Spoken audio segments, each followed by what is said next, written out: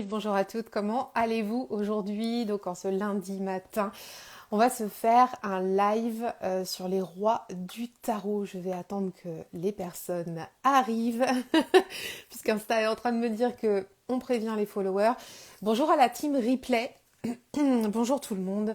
J'ai mon petit café avec moi, j'ai pris ce jeu, je vais vous en parler tout de suite pour pouvoir faire ce live. J'ai choisi de vous faire ce live parce que samedi matin, j'organise un atelier tarot sur justement les rois du tarot. Il reste encore des places. C'est pendant 2 heures. On se retrouve en live samedi de 10 heures à midi. Donc c'est samedi 6 juillet, si je me trompe pas, là, 6 ou 7 juillet.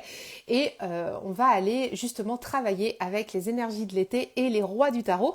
Et lors d'un précédent live, on avait fait un point sur comment vous vous sentiez par rapport aux rois du tarot. On avait parlé de cette idée que des fois ça vous faisait peur, ou alors que vous voyez vraiment d'un côté l'énergie féminine, l'énergie masculine. Et moi j'ai envie de mettre un petit coup de balayette là-dessus parce que pour moi les rois du tarot c'est pas du patriarcat, c'est pas ça du tout, c'est pas du tout une énergie masculine, c'est juste certains archétypes, et j'ai vraiment envie qu'on en parle aujourd'hui pour vous donner aussi idée de comment on va aller travailler ça pendant l'atelier tarot de samedi. Coucou à tous, coucou. Alors je pense que c'est Anne-Sophie, peut-être Lisbeth, peut-être H aussi. Coucou tout le monde. Donc j'ai pris ce jeu, je vais vous raconter pourquoi j'ai eu l'idée de vous faire ce live ce matin en lien avec l'atelier de samedi. Alors juste pour préciser sur l'atelier de samedi, je vous disais il reste des places, c'est tout petit tarif, c'est 37 euros. On se retrouve en live, en visio pendant 2 heures, samedi matin de 10 heures à 12 heures, avec un travail sur les rois du tarot, les énergies de l'été, l'énergétique chinoise. Le but, c'est d'aller profiter justement de ces archétypes et de l'énergie de l'été pour rayonner, expanser tout ce que vous avez à faire sur vos projets, et de profiter de ces énergies-là, et aussi de faire un temps de pause avec d'autres passionnés de tarot comme vous. On se retrouve dans la bonne humeur, la bonne ambiance avec nos cartes et tout. Donc ça, c'est samedi matin, samedi qui s'en vient. Si vous voulez vous inscrire, vous avez le lien en bio. Donc surtout, venez. Il reste encore 2-3 places et je serais vraiment ravie de vous accueillir dans le groupe. Alors, pourquoi j'ai sorti ce tarot et pourquoi j'ai eu l'envie de vous faire ce live ce matin? Hier après-midi, on a été se balader en forêt de Brocéliande avec des amis. Donc moi j'habite en Bretagne, et en forêt de Brocéliande, quand on y va, et puis surtout là avec les amis que j'avais, je prends toujours un petit tarot. C'est le moment, tu vois, quand on se retrouve entre potes, de tirer quelques cartes et tout. Et je me suis dit, quoi de mieux en forêt de Brocéliande que de prendre le tarot de la forêt magique, avec des petits animaux tout choupis, tu vois, voilà, je te montre la boîte. C'est un tarot qui est édité chez Los Scarabeo. Je pense qu'il est encore disponible chez Amazon et tout ça. Enfin bon, tu peux le trouver partout, peut-être même sur Vinted d'occasion. Ça fait plusieurs années que je l'ai, et c'est un tarot que j'aime énormément. Et donc il est basé sur le système Rider-Waite-Smith. Et il est vraiment fait avec intelligence. Voilà, enfin, je suis pas là pour te faire la review du jeu, mais je te montre un petit peu l'énergie avec des petits animaux. Mais c'est un tarot qui est peut-être tout choupi comme ça dans les interprétations, mais qui envoie du lourd dans ses tirages. Enfin, moi, en tout cas, dans mes lectures, c'est un tarot qui sonne très très juste, et je trouve que vraiment, il est très intelligent. Vraiment, voilà, c'est un tarot qui me plaît beaucoup. Donc, je le prends, on va en forêt de Brocéliande, machin et tout. Et sur la route, je conduisais pas, on a un petit peu de route, et puis je prends le jeu. Pourtant je le connais bien, et je le regarde à nouveau, puis je me dis tiens, samedi il y a l'atelier avec les rois et tout, donc je commence à trouver les rois dans le jeu, je regarde chaque carte et tout, puis je me dis mais en fait il faut que je leur parle des rois du tarot, mais avec ce jeu. Ce que je vais faire ça aujourd'hui, c'est que je vous ai isolé 5 cartes pour vous montrer un petit peu l'esprit, l'idée que moi j'ai quand on parle des rois du tarot. Et après, on va aller faire le tirage de la semaine avec le tirage qui est proposé dans le livret, parce que figurez-vous qu'il y a un tirage qui est super sympa à faire, qui s'appelle, qui est un tirage de l'arbre, enfin voilà, de l'arbre de la forêt magique.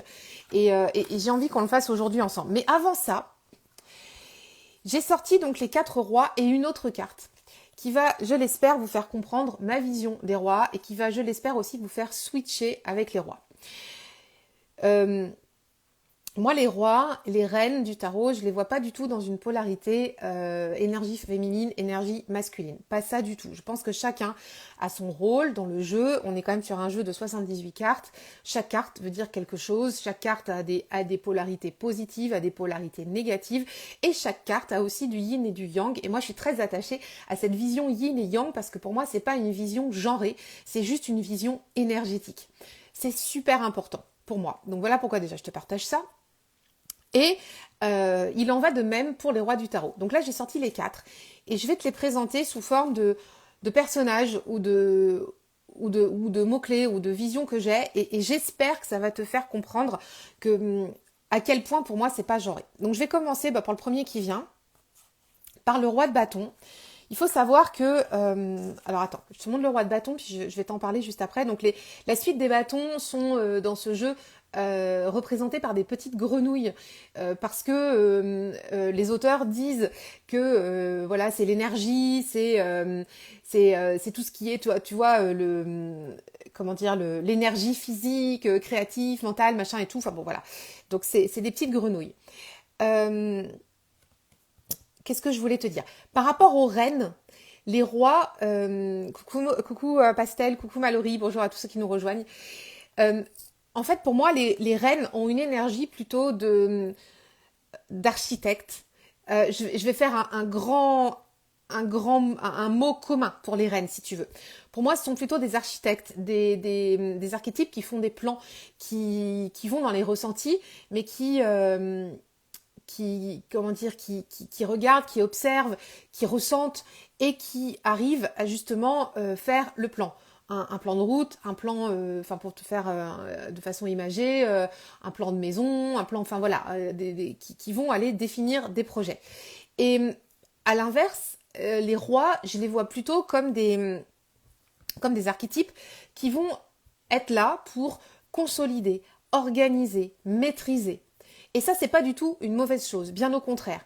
Parce que si on veut que ce qu'on a en tête, si on veut que nos ressentis, si on veut que notre créativité, si on veut que nos plans voient le jour et se matérialisent dans le concret, on a besoin d'aller à l'étape d'après qui est justement de matérialiser, d'organiser, de concrétiser. Donc c'est pour ça que aujourd'hui, quand je vais te présenter les rois, je vais te donner en fait un mot-clé à chaque fois pour te dire comment je le vois et tu vas voir que c'est complètement décorrélé d'un fait genré. On va commencer par le roi de bâton. Pour moi, le roi de bâton, c'est le chef d'orchestre. Le roi de bâton, il est dans la maîtrise des énergies, il est dans la maîtrise comme un chef d'orchestre. Donc tu vois, pour moi, il a sa baguette de chef d'orchestre. Et un chef d'orchestre, tu sais, tu vois, les vrais chefs d'orchestre, là, les pros, hein, qui sont vraiment formés à ça, c'est un vrai métier. Donc tu as aussi des femmes, hein, chefs d'orchestre.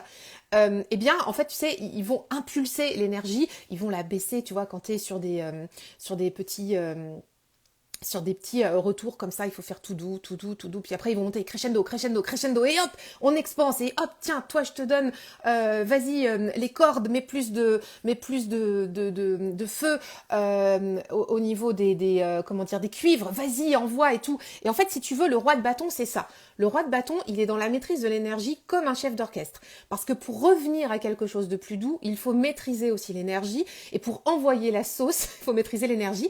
Et pour que ce soit harmonieux, pour aller, piloter tout un orchestre, il faut absolument avoir la maîtrise de tous les instruments, de toute l'énergie. Enfin, la maîtrise des instruments, ce sont les musiciens, bien sûr, qui l'ont. Mais le chef d'orchestre, lui, il est là pour maîtriser tout et avoir en fait une harmonie pour pouvoir avoir une musique qui se fait dans la complétude. Tu vois l'idée?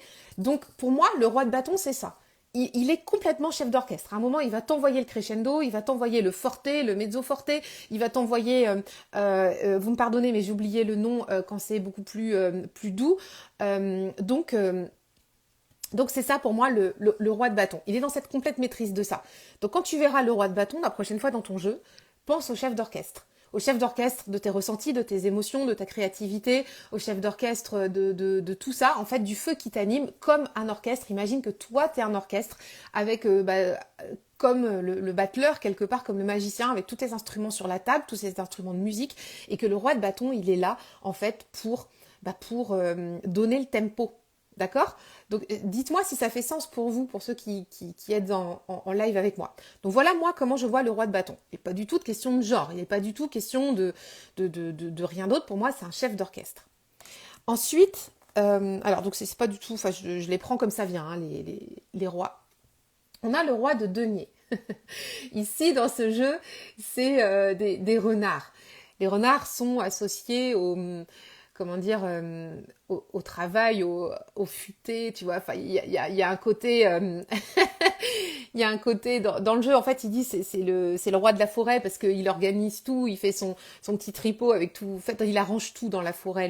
Le renard, il arrive à faire ses terriers pour protéger tout le monde. Enfin bon, c'est assez drôle, c'est assez bien expliqué dans le petit livret.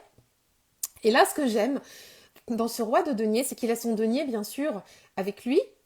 Il le protège, mais en même temps, il a des fruits. Alors, ce sont des pommes. Il a des pommes. Et les pommes, on peut les voir ici comme des offrandes ou comme s'il allait donner. Eh bien, moi, le roi de denier, je l'ai souvent vu et je le vois quasiment souvent comme un mécène. Le roi de denier, pour moi, c'est le mécène. Donc, c'est lui qui va, pareil, organiser, maîtriser les finances pour pouvoir aller donner et soutenir ceux qui en ont besoin. Donc un mécène, normalement, il est désintéressé. Le roi de denier, ok, il peut être là aussi pour faire des affaires, mais en tant que mécène, tu vois, et avec ses pommes, là, je trouve que dans cette carte, c'est vraiment sympa, parce que c'est vraiment bien représenté. Il est là aussi pour donner à ceux qui en ont besoin. Il est là pour soutenir. Il est là pour équilibrer aussi cette énergie de donner-recevoir. Donc pour moi, le roi de denier, c'est ça, c'est le mécène. C'est du mécénat artistique, économique.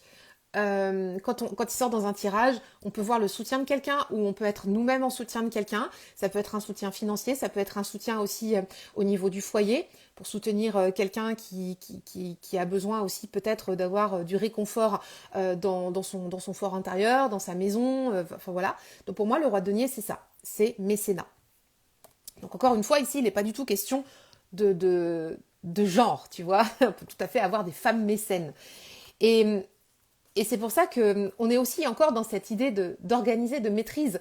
Parce que si le roi de denier ne maîtrise pas ses denrées, ses deniers, il ne pourra pas donner, il ne pourra pas redonner, redistribuer. D'accord? Et il ne pourra pas soutenir ceux qui en ont besoin pour créer, pour mettre au jour des nouveaux projets, pour innover, etc. Donc ça, c'est assez important aussi. Ensuite, on a un roi que j'aime bien, moi, la suite des épées. Donc le roi des épées, pour moi, alors tu vas voir, il est, dans mon interprétation, c'est un peu le maître zen, le maître Yoda. D'accord? Et je vais t'expliquer pourquoi. Le roi d'épée, pour moi, c'est pas quelqu'un d'intransigeant. Au contraire, c'est quelqu'un qui est très rigoureux. Rigoureux, la rigueur ne veut pas dire être intransigeant. Et quand je te dis que c'est le maître zen ou maître Yoda, pour moi, le roi d'épée, il a la connaissance de l'esprit. Il a la connaissance de la communication, la connaissance des savoirs. Et si on fait l'analogie, je pense avec Maître Yoda dans Star Wars, tu connais, tu as probablement déjà vu. Il est là pour, Maître Yoda, il a la maîtrise en fait de cette connaissance de la force. Je sais pas comment t'expliquer ça. Il arrive à ressentir, tu sais, il y a un moment donné quand Luke Skywalker descend tombe en fait vers le côté obscur de la force, il le ressent Yoda. Si tu as vu Star Wars, je pense que tu vois ce que je veux dire. Donc en fait Yoda, il sait, lui, il est là pour harmoniser. Il n'est pas là pour dire on va détruire tout le mal à tout prix, machin et tout. Il est là juste pour équilibrer les forces, d'accord ? Et quand je te parle de Maître Zen, c'est un peu ça. C'est-à-dire que pour moi, le roi d'épée, c'est vraiment Yoda. C'est vraiment celui qui sait maîtriser sa force, qui sait maîtriser son esprit pour aller vers, pour lui, le bon côté des choses, pour aller entraîner les autres à discerner le bon côté de la force et le côté obscur de la force. Et surtout pour moi, ce qui est le grand avantage de ce roi d'épée, comme Maître Yoda, c'est qu'il arrive à sentir. Il arrive à savoir, à discerner s'il y a plus de force en négatif ou plus de force en positif. Et ça, c'est très, très, très précieux. Et pour moi, le roi d'épée, c'est ça. Donc, quand tu es en roi d'épée ou quand tu as envie de travailler avec le roi d'épée, ça veut dire d'aller affûter ton esprit, d'aller affûter ta communication, de comprendre comment sont placées les forces en présence, de les ressentir et de pouvoir les utiliser, les comprendre, se les approprier, voir ce qu'on en fait, qu'est-ce qui va se passer. Voilà, c'est vraiment hyper puissant en fait. Le roi d'épée pour moi il est vraiment très très très puissant. Le roi d'épée pour moi le plus puissant, mais c'est hyper personnel, hein. C'est le roi de denier. C'est vraiment une vision très personnelle. Et juste avec lui, on a le roi d'épée. Très clairement, moi, les deux, là, pour moi, ils sont hyper hype, tu vois.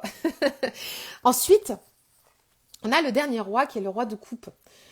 Alors, je vais te montrer dans ce jeu. Donc, c'est le petit lapin. Le petit lapin, et je crois que l'auteur dans ce jeu dit les lapins, c'est les ressentis, les plus émotifs, les plus créatifs, les plus sensibles, en fait, des suites, hein, en termes d'animaux, parce que voilà, les animaux représentent des suites. Et tu vois, dans ce roi de coupe, il est sur sa mer et on a un bateau ici. Et on a un bateau qui va passer, qui vient en fait vers lui. Enfin, je sais pas si tu vois en fait. Ouais, tu vois, le bateau se dirige vers lui. Donc, quand j'ai pris le jeu, dans le 3 de bâton, alors je sais pas si je vais te le retrouver, parce qu'évidemment je ne l'ai pas cherché avant de faire la vidéo. Dans le 3 de bâton, tu sais, il y a un bateau qui s'en va. Attends, zut. C'est pas le 6 d'épée, hein. Je te parle vraiment du 3 de bâton dans ce jeu. Ici, hop, tac, je l'ai trouvé. Et je me suis dit, mais c'est absolument ce bateau-là, en fait, on va retrouver derrière le roi de coupe, tu vois. Donc le 3 de bâton, hop, tac, il regarde et le bateau s'en va. Donc voilà, on va pas analyser cette carte-là, mais il y a une idée de partir à l'aventure. Et pour moi, le roi de coupe, il a cette notion d'être le phare, le guide dans la tempête. D'accord ? Je vis en Bretagne, il y a plein de phares ici sur la côte. Il y a des phares de côte, des phares en pleine mer, des phares qui sont isolés justement dans les tempêtes. Si je te parle du phare de l'île de Sein, je pense que même si tu vis pas ici en Bretagne, tu as dû t'as dû entendre parler de cette île qui est très très reculée en Bretagne.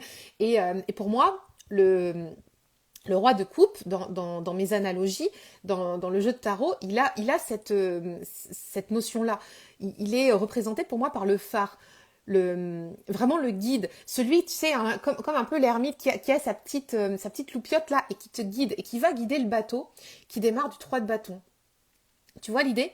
Et donc, quand il sort dans les tirages, celui-ci, c'est pareil en fait. Il doit maîtriser ce qu'il voit, ce qu'il observe pour guider les autres. Il est aussi dans la maîtrise de ses ressentis, hein, bien sûr, il est sur l'eau. Donc le bassin émotionnel est très important ici.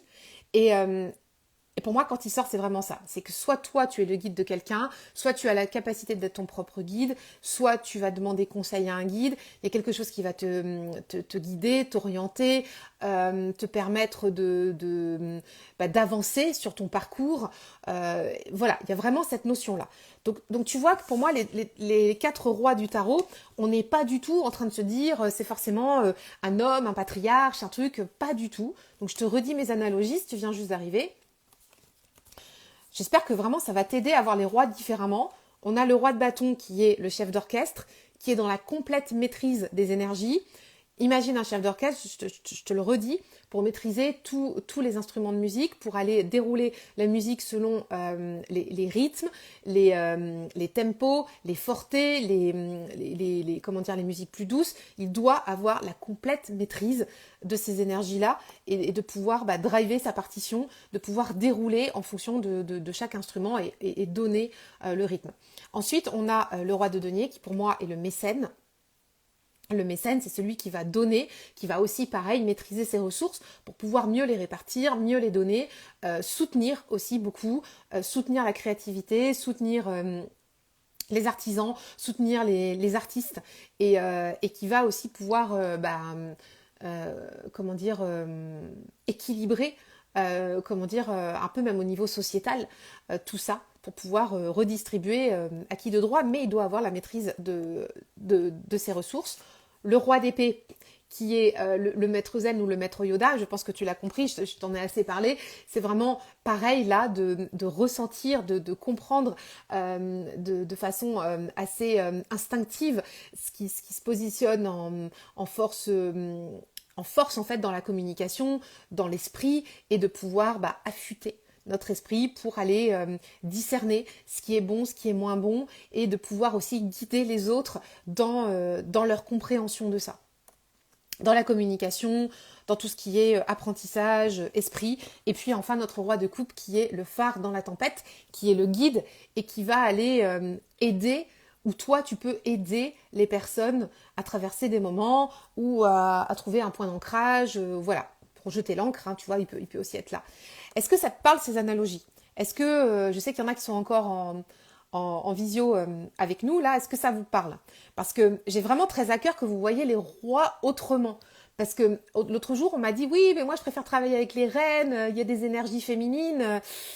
Ah, c'est pas ma sensibilité. Vous voyez que moi, je les vois différemment. J'aurais pu vous faire la même chose sur les reines en termes de lecture, enfin voilà, de comment moi je les vois, mais pour moi les rois sont vraiment hyper importants parce que si on n'a pas cette maîtrise-là, on ne peut pas matérialiser nos projets, on ne peut pas matérialiser notre créativité.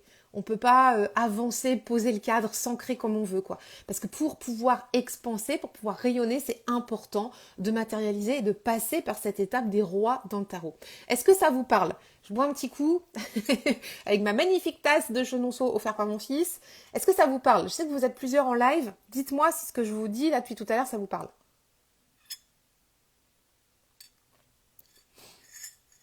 Vous n'êtes pas bavard, hein? Je sais qu'il y en a qui me regardent. Merci, merci Anne-Sophie de me dire oui. Et pour finir, je vous disais qu'il y avait 5 cartes que j'avais retirées du jeu. C'est cette force dans le jeu. Et je trouve ça très très juste parce que moi je voudrais vraiment terminer là-dessus sur les rois. Et après on ira faire le tirage. C'est que les reines et les rois, c'est pas un duel, c'est une harmonie, d'accord? Ok? Et cette carte-là, dans ce jeu précisément, elle est super douce, elle est empathique, elle est équilibrée. Et elle est pour moi, elle est vraiment la combinaison de ce que vous me partagiez sur les reines et les rois l'autre jour et de ce que moi j'essaye de vous partager aujourd'hui, à savoir que il n'y a pas une reine ou un roi qui est mieux qu'un autre et que ce serait les reines, ce sont l'énergie féminine et les rois l'énergie masculine. Pas du tout, c'est pas un duel. Pour moi, c'est l'harmonie. Pour moi, je te disais tout à l'heure, c'est le yin et le yang. Même s'il y a des rois en yin et il y a des rois en yang, mais ça on ira en parler pendant l'atelier. Alors, Mirette, Fanny, tu nous dis, moi je te regarde, mais tu sais, je n'ai pas de connaissances sur le rider. Non, effectivement, ce que je vous partage, c'est plus une affinité Rider-Waite-Smith. Là, en tout cas, dans le live, même si sur mes lectures avec le Marseille, moi, vous savez que je suis plus attachée au Marseille, mais je sais que ça va parler à davantage de monde de parler en système Rider-Waite-Smith aujourd'hui. En système Marseille, je vais pas analyser tout à fait de la même façon les rois, d'accord? Même si je fais souvent ma salade entre les deux. Mais tu trouves ça intéressant? Oui, oui, oui. Bah oui, parce que moi, ça me chagrine toujours un peu quand on me dit oui, je préfère les reines, l'énergie féminine et tout. Bah non, moi, c'est pas du tout comme ça que je vois le truc. Et j'espère que vous le voyez différemment.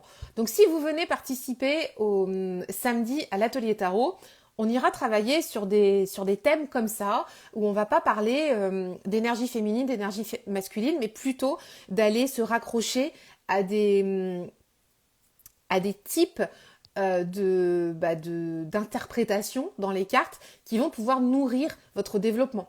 Voilà, qui vont pouvoir nourrir votre façon de mettre en œuvre et d'expanser, puisqu'on va travailler avec l'élément feu aussi, qui est la saison de l'été. Donc on reparlera de ces rois, mais sous d'autres façons aussi dans l'atelier tarot de samedi matin. Donc si ça vous intéresse, le lien est en bio, vous pouvez vous inscrire. Voilà. Et n'oubliez pas, les rois et les reines, c'est ça, hein, c'est l'équilibre, c'est pas du tout le duel, d'accord?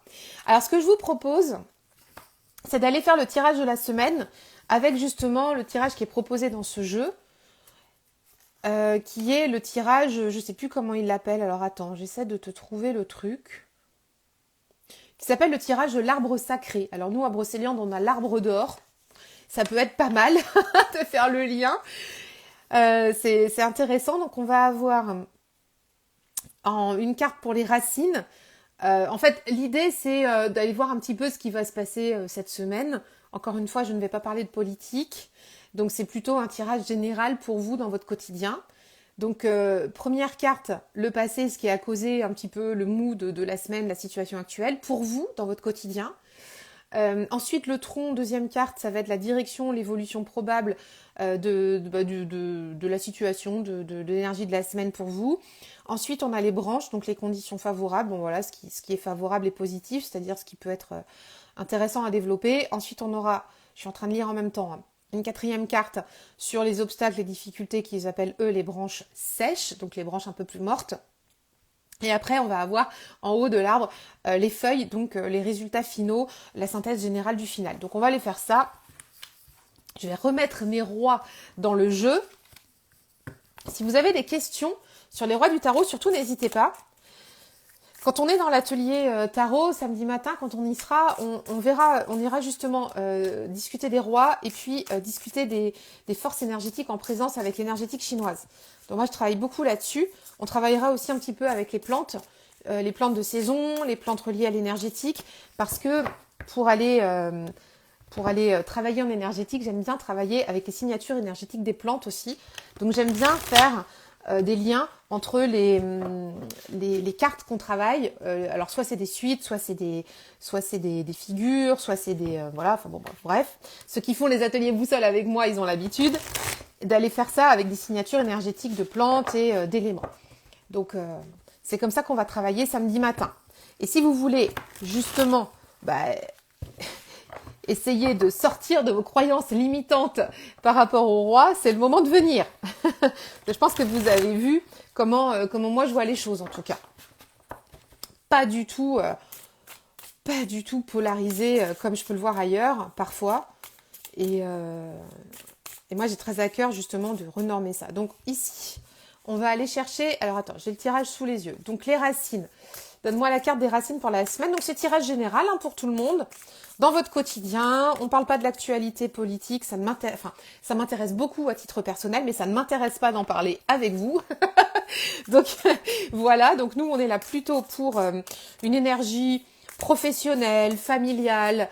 Vous prenez ce que vous avez à prendre. Donc les racines, donc le tronc, la direction de la semaine. Alors attendez, je vais pas retourner les cartes. On va déjà voir ce qui se passe. Donc le tronc ici. Ensuite, je vais avoir les opportunités, donc ce qui est favorable pour nous cette semaine. Alors, attends, hop, moi je voulais cette carte-là. Ce qu'on a de favorable pour nous cette semaine, ce qui aura à faire attention dans nos petites, comment dire, voilà, plutôt celle-là, oui. Et puis enfin, qu'est-ce qu'on va avoir d'autre? Le résultat final, la synthèse du tirage, très très bien. Synthèse du tirage, vous êtes toujours là, c'est un peu long, mais moi j'aime bien quand les cartes elles se présentent. Voilà.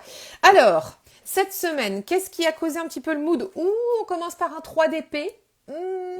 Ok. Alors même si on ne parle pas de politique ici, il y a quand même un mood général, on se l'accorde, on se l'entend, qui peut générer des angoisses, qui peut générer des questionnements, de la tristesse, de la frustration. Bon, je vais pas vous la faire, donc je pense que vous démarrez la semaine avec un mood, un état d'esprit voilà, il va peut-être falloir remonter ça en termes vibratoires, en termes énergétiques, parce qu'on est sur quelque chose de pas folichon, d'accord? On s'entend. Donc le conseil ici, alors normalement il n'y a pas de conseil, c'est plutôt ce qu'ils nous disent, ce qui cause en fait l'état d'esprit du début de semaine.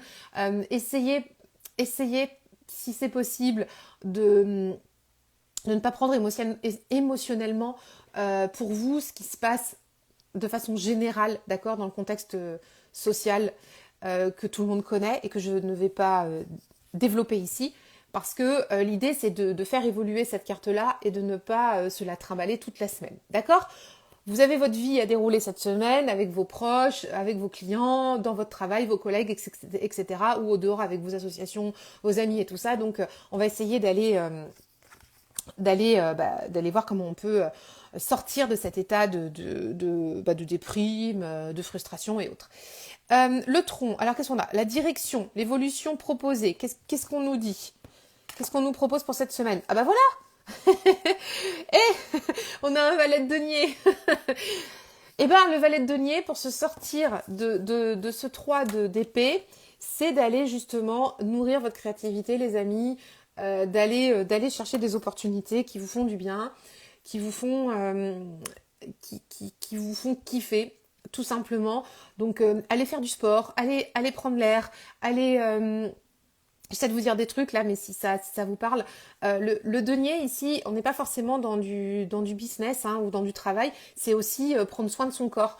Et moi, ici, j'y vois plutôt une carte qui nous dit va prendre l'air, va au dehors. D'ailleurs, tu vois, il est au dehors. Il est comme le fou, il est un peu sur le bord de sa falaise, lui. Donc, c'est plutôt va marcher. Si tu as envie d'aller faire du sport, vas-y. Et, et va profiter, va te faire du bien. Il y a une idée comme ça, tout simplement. Je crois qu'on va plutôt l'analyser comme ça, sans plus de choses autour. Ensuite, on a qu'est-ce qui est favorable dans cette évolution. On a un 5 de coupe. C'est vraiment de ne pas regarder. Et c'est vraiment ça l'idée, c'est de vous sortir de cet état du 3 d'épée avec laquelle vous commencez la semaine et de regarder les opportunités. Et d'ailleurs, dans mon tirage, ils se font... vous voyez, ils ne le regardent pas. Lui, il vous regarde. Lui, il ne le regarde pas. Ça va vous demander un petit peu de force mentale d'aller regarder cette coupe-là, dans ce 5 de coupe, d'aller chercher justement ce qui va vous nourrir cette semaine. Et prenez le lead. Ne vous laissez pas... n'attendez pas qu'on décide pour vous. Ne vous laissez pas submerger par les informations qui vous ne feraient pas du bien. Prenez-les en conscience, analysez-les de façon très factuelle et ne restez pas en fait dans votre 3 d'épée, ne restez pas dans vos coupes qui sont tombées. Voyez ce qui est positif et notamment ce chevalier, ce valet de denier qui vous permet de vous dire qu'il y a une option possible qui est déjà de passer par vous, de prendre soin de vous et d'aller vous occuper de vos affaires, mais pour le meilleur, d'accord ? Ensuite, on a ce qui est en difficulté, ce qui est un obstacle, ce qui peut être un petit peu challengeant. On a un 10 de coupe ici. Alors, les challenges du 10 de coupe, c'est de penser, c'est la perte de l'espoir. c'est de croire, et même dans votre vie du quotidien, par exemple, si vous avez un projet qui vous tient à cœur, avec un valet de denier, ça peut être ça. Vous avez peut-être un projet, même un projet pro, ou une réorientation qui vous tient à cœur, et vous voyez pas le bout. Ça peut être ça. Donc avec ce 10 de coupe, c'est attention à vous dire que c'est pas forcément écrit dans le marbre. Les obstacles, c'est ça. C'est de penser que peut-être vous n'avez pas votre chance, que peut-être tout est joué d'avance, etc.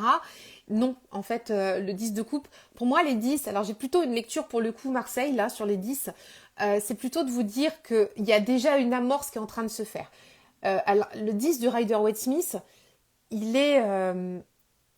en fait, il est comme un point final, en tout cas ce 10 de coupe, mais moi je le vois plutôt comme...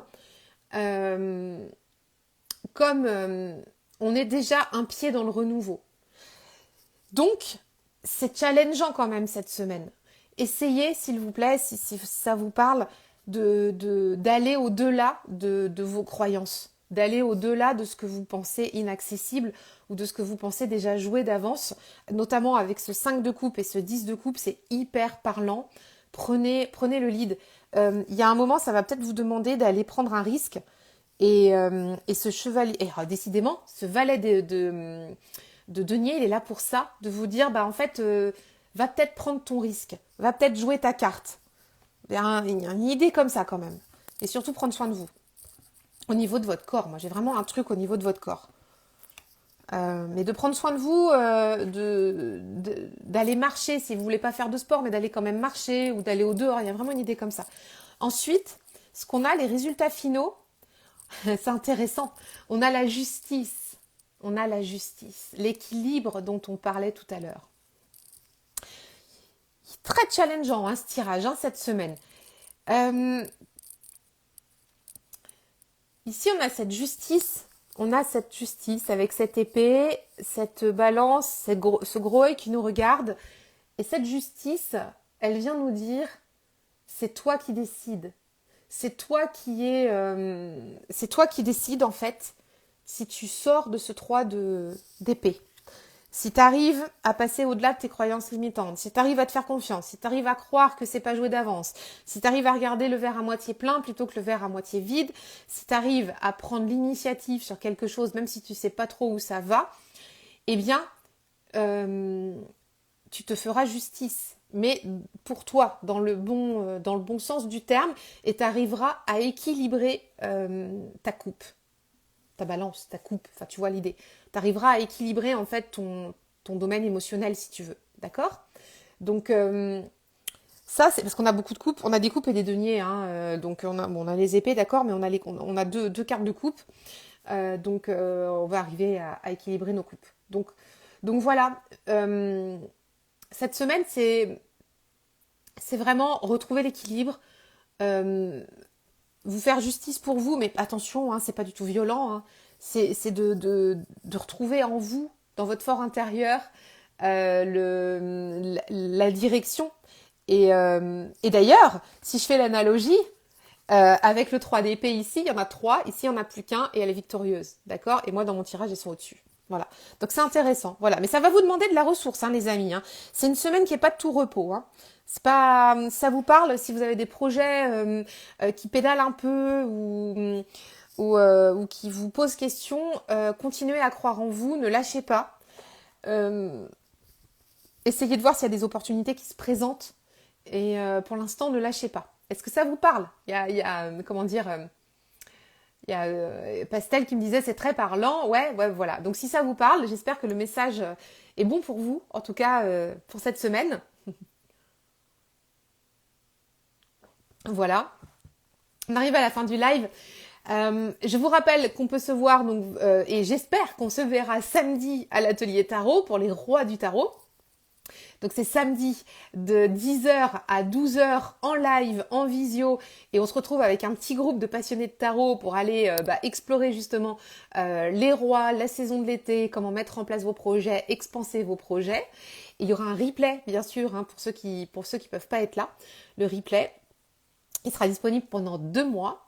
Et parce que voilà, faut profiter des énergies de l'été aussi, parce que ça fera pas sens de regarder ce replay là au mois de décembre, hein, bien sûr, on s'entend. Et puis j'espère vraiment vous retrouver nombreux. Alors Pastel, tu dis, tu commences mal ta semaine, ça va être hyper challengeant, merci pour le tirage. Oui, ça va être challengeant, mais ce que ça dit, c'est que c'est possible. D'accord? C'est possible. Donc c'est pas une semaine qui va être peut-être pumped up ou full motivation. Ouais, c'est la joie de vivre à tout point de vue. C'est peut-être pas forcément le cas.